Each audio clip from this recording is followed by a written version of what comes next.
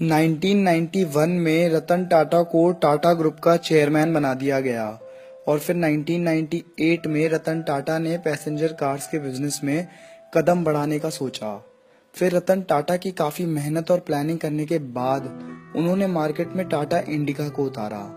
इस गाड़ी पे कंपनी ने मेहनत तो खूब करी थी, पर ये गाड़ी लोगों को ज्यादा पसंद नहीं आई और एक्सपर्ट्स ने भी इसके अंदर बहुत डिफेक्ट्स बताए, जिसके बाद टाटा मोटर्स 1999 तक आते आते काफी लॉस में चली गई और कंपनी को काफी नुकसान भी हुआ।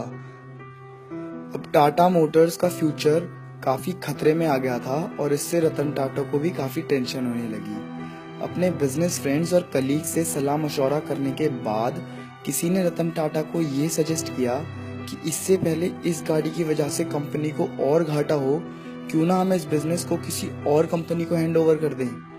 रतन टाटा को ये आइडिया काफी अच्छा लगा और फिर रतन टाटा अपनी इस कंपनी को सेल करने के लिए फोर्ड के सीईओ बिल फोर्ड से यूनाइटेड स्टेट्स ऑफ अमेरिका मिलने गए। फोर्ड उस टाइम पर काफी अच्छा बिजनेस कर रही थी और लगभग पैसेंजर कार्स के बिजनेस पर राज कर रही थी।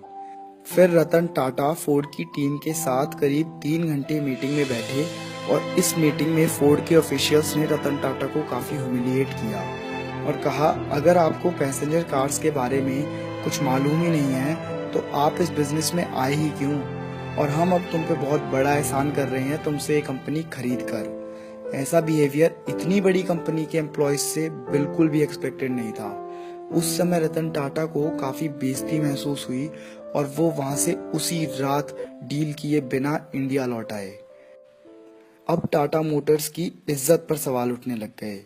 फिर रतन टाटा ने काफी मेहनत करने के बाद इस बिजनेस को फिर से नए सिरे से स्टार्ट किया और अब टाटा मोटर्स ने लॉन्च करी इंडिका V2। ये गाड़ी पिछले मॉडल से काफी अच्छी थी और लकीली ये वर्ल्ड वाइड बहुत ज्यादा हिट भी हुई और 2004 तक आते आते ये इंडिया की सेकंड मोस्ट सेलिंग हैचबैक बन गई। इसके बाद टाटा मोटर्स ने काफी हिट गाड़ियां लॉन्च करी और अब टाटा मोटर्स ने पैसेंजर कार्स के बिजनेस में एक अलग ही पहचान बना ली थी और दूसरी तरफ फोर्ड कंपनी की सारी गाड़ियां फ्लॉप होती जा रही थी।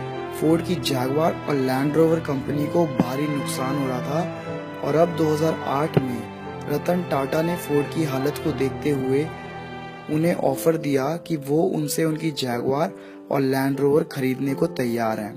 अब रतन टाटा ने पूरा सिनेरियो ही पलट दिया था।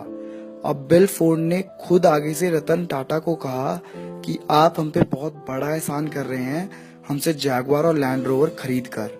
फिर 2008 में मुंबई में रतन टाटा ने ये डील फाइनल कर दी और अपने स्किल्स की वजह से लैंड रोवर और जैगवार के लॉस को 6 गुना प्रॉफिट में भी बदल दिया। रतन टाटा कहते हैं, none can destroy iron but its own rust can, likewise none can destroy a person but his own mindset can.